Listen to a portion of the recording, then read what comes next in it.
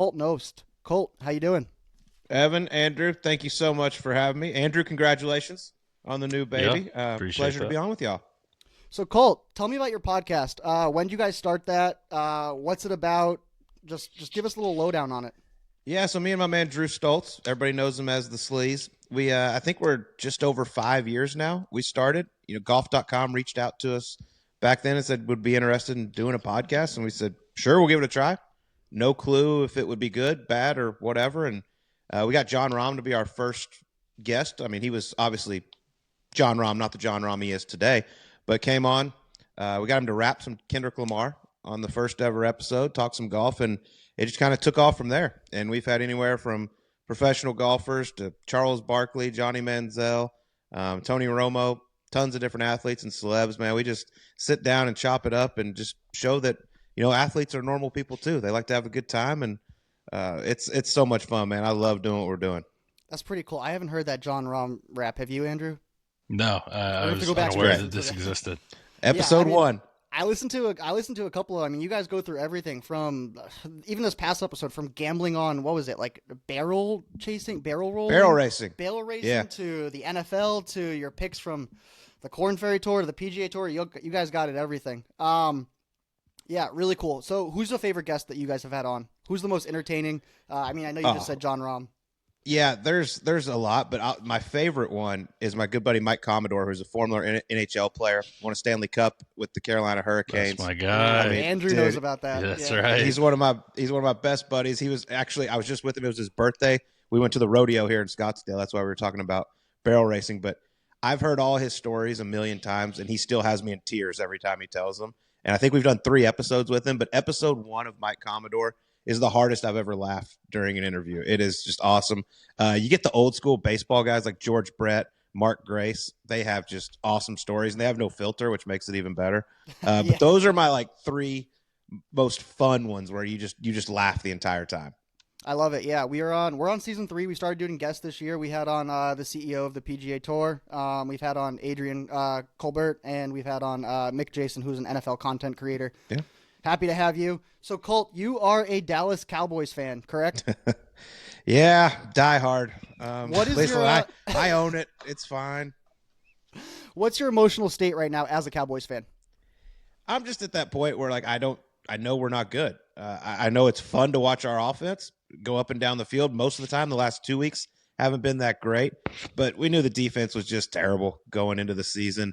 The trade with Micah Parsons was just like, oh my God, I cannot believe we're doing this right now. If you just look at the last like 8 months for Dallas sports between trading Luka Doncic and now Micah Parsons, like, Yeah, the what are GM we, was what are we GM doing was here? fired today, I Yeah. believe, wasn't Yeah, he? Yeah. Nico Yeah. Harrison, he gone. They were joking that the Lakers were going to build a statue of Nico outside the Staples Center there, right next to Magic Johnson for what they got. But yeah, man, it's been a mess. I'm a diehard. I get excited. We had those runs where we were 13-3 3 years in a row in the Yep. regular season, get bounced in the playoffs. It's frustrating, man, but I love them. I love watching every single Sunday. I love turning on ESPN when them and YouTube TV aren't arguing, and and watch Yeah. every sports show just talk about the Cowboys all day long. But yeah, it's in my blood, man. I'll never change. So you just mentioned the Micah trade. What's your thoughts on the moves that Jerry's made this year? Obviously, the Micah one early this year, and then he made one two before the trade deadline. What are your thoughts on them? I think the Micah trade, as the weeks go by, is starting to look better and better. Well, Previous yeah. to 2 months ago. I mean, the way if it all nets out is we lost Micah Parsons, but you get Kenny Clark and Quentin Williams and a first round pick. That's what you net because we got two of them Right. Yep. for Micah. We gave one to the Jets. So you're getting two really good players. They're not Micah, but they're really good, and a first round pick. It could turn out okay, but I'm such a big Micah Parsons fan. I mean, I think he's a generational talent, and tough to see those walk out the door. Absolutely. So, kind of branching off of these Cowboy struggles, if you could add any former Cowboy to this team, I don't think this team is one player away. But if there was a former Cowboy you could add to this team, who do you think would benefit the team the most and why? Well, right now I'd have to say, there's two, but I would say Charles Haley to start, just because he was a monster on the defensive line, and all he did was win, whether it was in San Francisco or Dallas. If I was going to maybe go secondary, I'd go Darren Woodson. I just love that guy. Hall of Famer, stud, and our secondary is just absolutely horrendous. It's not good. I mean, every game, Andrew, I know you watch. My buddy Sleaze, who I do the pod with, is a diehard Bronco fan, and we watched that game a couple weeks ago. And every receiver, there wasn't a defender within 10 yards of a receiver. I was like, what are we doing here, guys? Maybe we got two corners that have $90 million contracts, and they can't cover anybody. Yeah, that's a tough contract there with what is it? Diggs. Bland and Diggs. Oh. Diggs got a concussion at home, apparently. Yeah, that was a weird one. That was a weird one. I saw that. Colt, as a Cowboys fan, I mean, I was looking up some of your stats on the PGA Tour from the years you've played. It seemed like you were a pretty good putter on the PGA Tour. So I got a question for you. This is a hypothetical. To get into the Super Bowl, would you rather have Brandon Aubrey from 65 yards or you from 6 feet making a putt? Is this like present day? Yeah, present day. Man, it's a toss up. Honestly, I do feel very confident from 6 feet, but that guy is just unbelievable. He is special. I was wanting him to kick one from like 75 in Denver at the altitude just to see if he could do it. But I'm going to put it on me. I'm going to take the putt.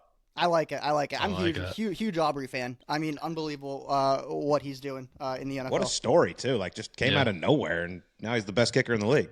Yeah, what was it 1 year? Soccer player, XFL maybe, and then boom, right up there. So also kind of going back into your golf career a little bit, I was doing a little research, touching up. So your highest solo finish on the PGA Tour was at the Heritage. Is that correct? You had a tied for third at the Players, but solo third at the Heritage. This was in 2012. Sense. So I was just looking at the leaderboard, and it kind of intrigued me. So Carl Pedersen won that year. Second was Zach Johnson. But then behind that on the leaderboard was you, Kevin Stadler, Billy Mayfair, and Boo Weekley in that order. Could an offensive line of the five of you with Zach Johnson running it get a yard on the Cowboys defense? I love Zach, but after how he ran the United States Ryder Cup team, I don't think I'm okay with him being our quarterback. Kidding. I love you, Zach. Yeah, that's funny. I knew exactly where you were going with that when you started listing those names. That's good. I actually did not know that's who finished behind us. That's a solid. I mean, I don't know. We would get smoked, but we could definitely suit up. You might be playing center there, but man, that's a stout crew. That's funny. That's some big time research from you. Must have been really windy that week. That's what. Yeah, I just remember it played really hard. It was scored. I love.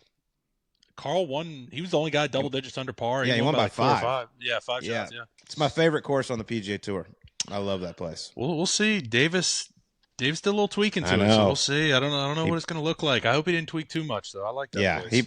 he better not have messed that one up. That's a lot of people's favorites out there. Yeah. All right, Colt. 4-man scramble. You can only take NFL players with you. Who you playing with? We'll have to take Tony. Can I take Tony Romo? Yeah, Does that count? We can throw him in there for sure. Yeah. Tony Romo for sure.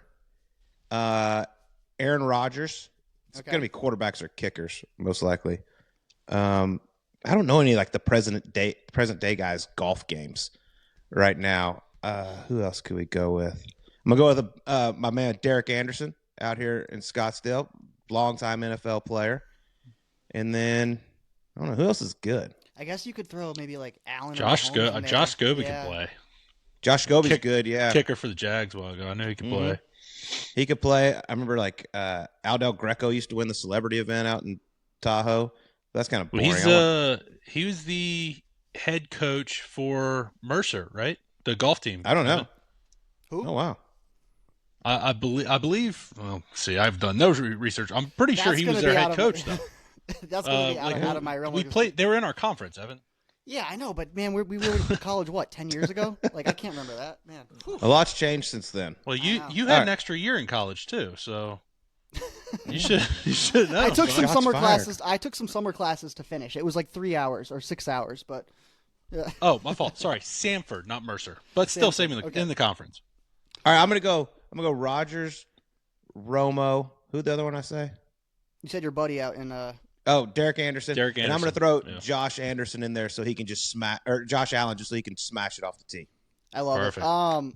So do you have your AM status back? I was reading up on it. I know you applied for it. Do you have your amateur status back? No, but apparently people get really angry when you do this. Yeah. Yeah.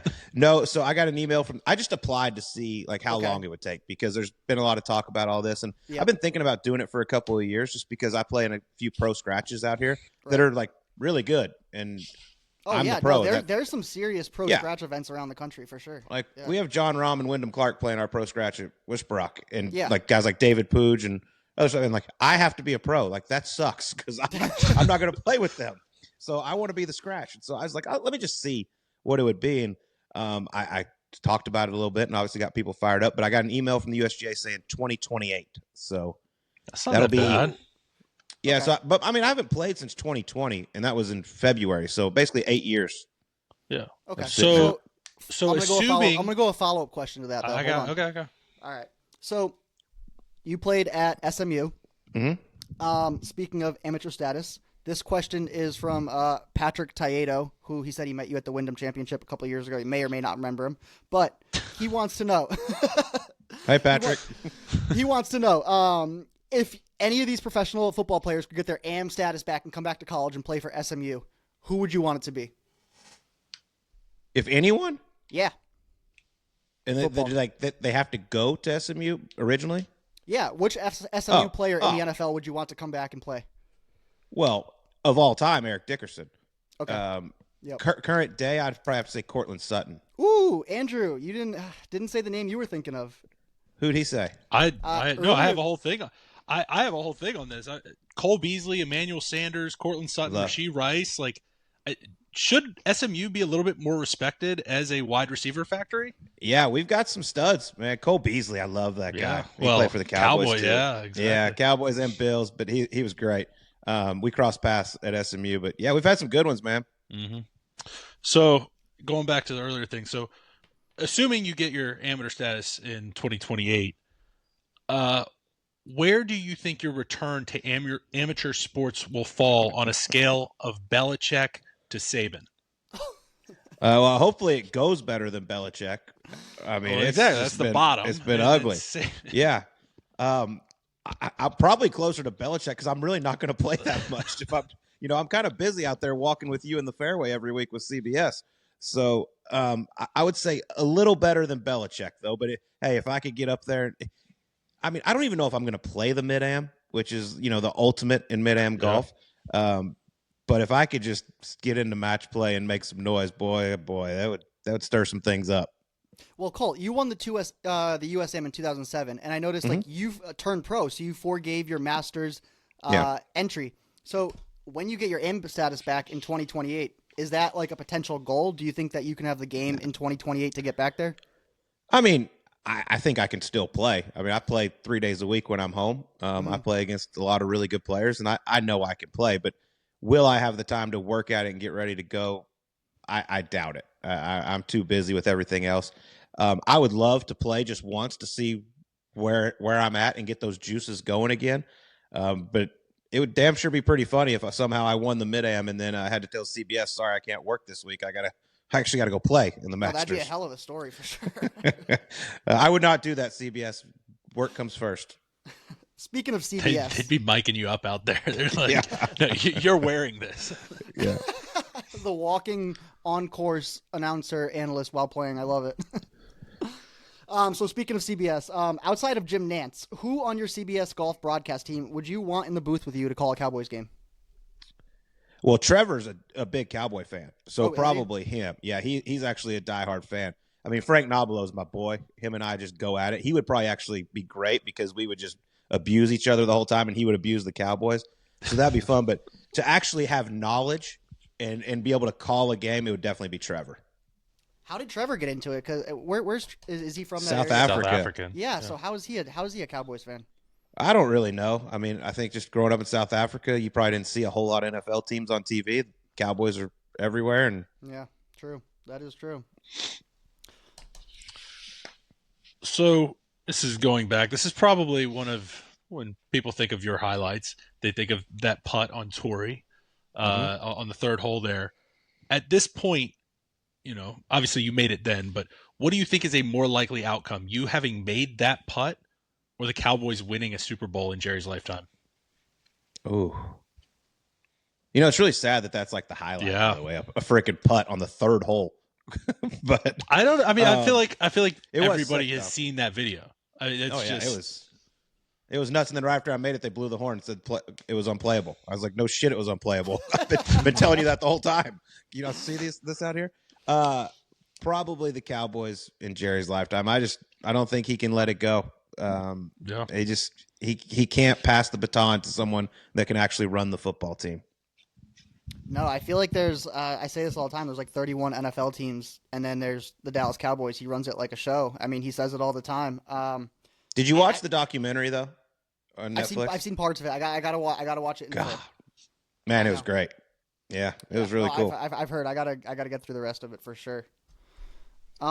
Who's the biggest football junkie among the CBS golf crew? Are any of you guys sneaking in Red Zone on Sundays on your phone while you're watching the golf, or is? Oh, I mean, I am. There's no doubt about it. It's either me. Our producer, Sellers Shy, is a junkie. I mean, he knows every player in the NFL, every stat. He's probably the biggest junkie, and I would say I'd be next. We do have Jim Rickoff, who is the actual NFL CBS producer. He produces the games with Nance and Romo, and he produced the Super Bowl last time he was in Vegas, which was the highest watch sporting event of all time. He does golf as well, so you can definitely put him up there. But yeah, we have a few junkies out there. Andrew, you got any more? Yeah, I mean that's kind of the same on tour. Is there anybody? I get asked a decent bit, like who else on tour is kind of like some of the biggest football junkies who would have some of the most knowledge, and a lot of times I kind of give him Spieth. I feel like Spieth stays on top of it, but is there anybody else that you think probably deserves some credit for knowing ball? For NFL, it's definitely Spieth. He's on top of his stuff. He knows his stuff. If you dipped into the college world, I'd say Justin Thomas. He's pretty dialed, especially when it comes to Alabama and the SEC. But NFL wise, no, Wyndham Clark's a big Denver Bronco fan, but I think it's kind of fake. Sorry, Wyndham. I don't think you're diehard. You don't know exactly what's going on with your squad at all hours. I don't know if Bo Nix knows what's going on half the time. But man, that's at least for the first 3 quarters, he doesn't know. Yeah, exactly. I tell you what. All you need to do is play the Cowboys, and they all of a sudden think you're going to be you're an NFL Hall of Famer as a quarterback. Fix your offense. Every week we say it in our fantasy starts, we're like, whoever is playing the Cowboys, get them in there. Yeah. Get them in your lineup. It's an automatic great week in fantasy. I mean, Jacoby Brissett the other night on Monday night looked great for the Cardinals, and we suck. All right, Colt. We appreciate you coming on, but before you go, you got to give us your 3 bets of the week in the NFL. What do you got? All right, I'm going to start off in the game over in Spain. Commanders, Dolphins. I feel like every time these teams go overseas, the offense doesn't go with them, and they struggle to score. I'm going under 47.5, Commanders, Dolphins. And then got Chicago Bears at Minnesota. Bears have won 6 out of 7. They win in like dirty fashion. I just feel like this is going to be a close game. Bears are catching 3. So give me Chicago. Caleb Williams starting to turn it around a little bit. I'm not a believer yet, but they have won 6 out of 7, and they're tied for the lead in that division. And then the best game of the week is Rams-Seahawks, I would say. And in my opinion, Matthew Stafford's your NFL MVP right now. I think the Rams are the best team in the NFL. Give me the Rams minus 2.5 at home. I love Matthew Stafford, by the way. I like Stafford. We might have a little segment on that later, so yeah. I was shaking my head there just because I'm a Patriots fan and May's leading right now, and I'm like, hell yeah, May. But no, Stafford's playing unbelievable. I think 20 touchdowns, no picks over the last 6 weeks. Rams are looking really good. We'll see where they are in the power rankings in a little bit. Yeah, I think I heard this morning, like for the season, Stafford's 27 touchdowns and 2 interceptions. That's it's so funny because before the season, like 2 weeks before the season, he has this back injury, and everyone's like, like, is he? I saw Puka Nacua just fall down fantasy boards, and then it's like nothing ever happened. He was never hurt. Yeah. He was fine, just sitting there ready to go.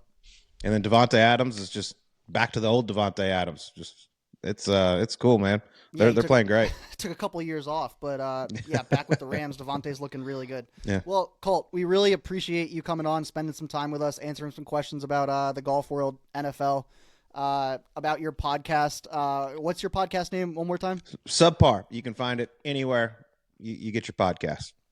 All right. Well, we appreciate it. Andrew, any last words with Colt? No, thanks for coming on. You got it, man. Congrats on a great season, by the way. Congrats on the baby. And I look forward to seeing you out in the fairways in 2026. Yeah, appreciate it. Got it, boys.